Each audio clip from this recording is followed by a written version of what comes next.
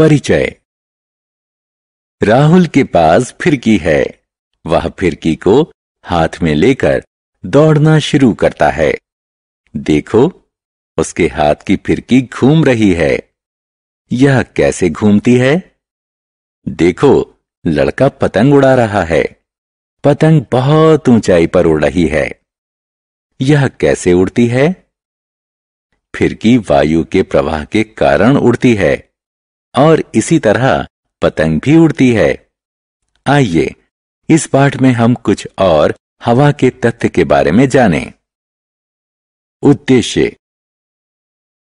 इस पाठ के अंत में आप निम्न करने में सक्षम हो जाएंगे: वायु को परिभाषित करना, वायु के विभिन्न घटकों की व्याख्या करना, वायु के गुण धर्म एवं उपयोगों के बारे में जानना, एक मिश्रण के रूप में वायु की व्याख्या करना।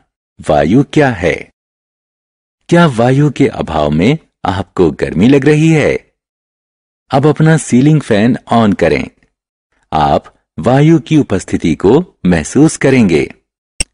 आपने सुहानी सुबह में ठंडी पवन को अवश्य महसूस किया होगा। यह भी वायु के प्रवाह के कारण होता है। प्रवाहित होने वाली वायु पवन कहलाती है।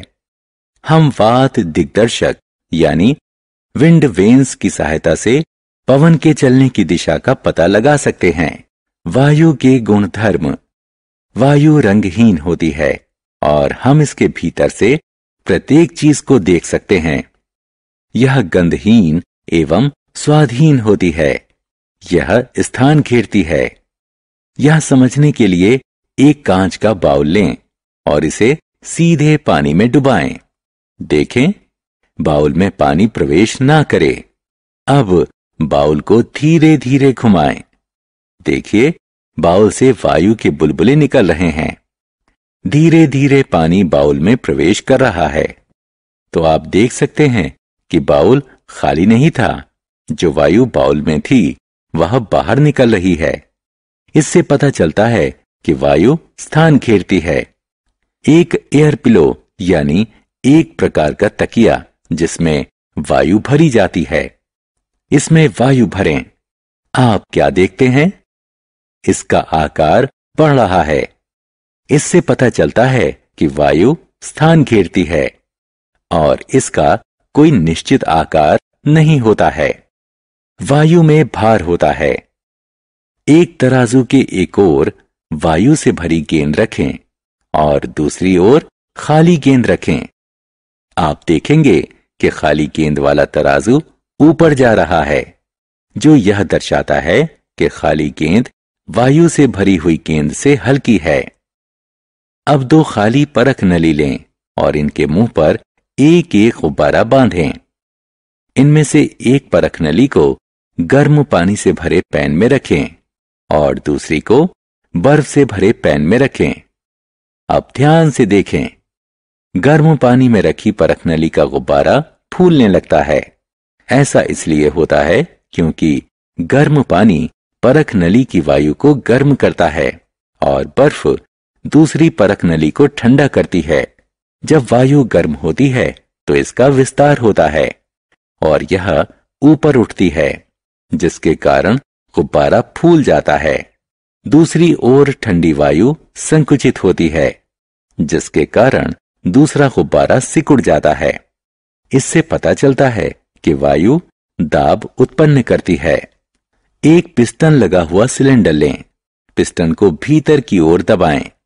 आप सिलेंडर के भीतर दबाव बना सकते हैं। इससे पता चलता है कि वायु संकुचित यानी दबाई जा सकती है। वायु का सम्मिश्रण। वायु किस चीज से बनी है? वायु नाइट्रोजन, ऑक्सीजन, कार्बन डाइऑक्साइड और अन्य दुर्लभ गैसों से बनी है। आप इस तालिका में देख सकते हैं कि वायुमंडल में सबसे ज्यादा नाइट्रोजन का हिस्सा है, उसके बाद ऑक्सीजन, उसके बाद कुछ दुर्लभ गैसों का हिस्सा है और सबसे कम हिस्सा कार्बन डाइऑक्साइड का है। जलवाष्प, धुआं और धूल की उपस्थिति बहुत कम मात्रा में है। तो इस तरह आप देख सकते हैं कि वायु विभिन्न गैसों का मिश्रण है। वायु गैसों का मिश्रण है। जब आप फ्रिज से पानी की बोतल निकालते हैं तो बोतल की बाहरी सतह पर पानी की कुछ बूंदें दिखाई देती हैं। ये पानी की बूंदें कहां से आती हैं? क्या बोतल से पानी का रिसाव हो रहा है? नहीं, ऐसा नहीं है।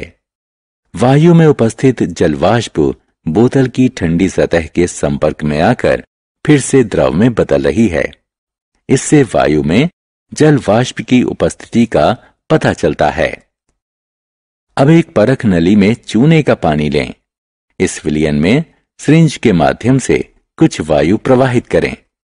आप देख सकते हैं कि चूने का पानी दूधिया हो जाता है। यह वायु में कार्बन डाइऑक्साइड की उपस्थिति का संकेतक है। अंधेरे वाले स्थान पर टहलते समय अपनी टॉर्च जलाएं। आप देखेंगे कि टॉर्च की रोशनी में कुछ कण चमक रहे हैं। ये वायु में उपस्थित धूल के कण हैं। ये सभी क्रियाकलाप हमें इस निष्कर्ष पर पहुंचाते हैं कि वायु गैसों और धूल के कणों का मिश्रण है। सारांश। आइए हमने जो कुछ सीखा है उसे संक्षेप में दोहराएं। वायु सभी स्थानों पर पाई जाती है। वायु अदृश्य, रंगहीन, गंधहीन और स्वादहीन है। हम वायु को अनुभव कर सकते हैं। वायु स्थान घेरती है, लेकिन इसका कोई निश्चित आकार नहीं होता है। वायु में भार होता है, इसे दबाया जा सकता है और यह दाब उत्पन्न करती है।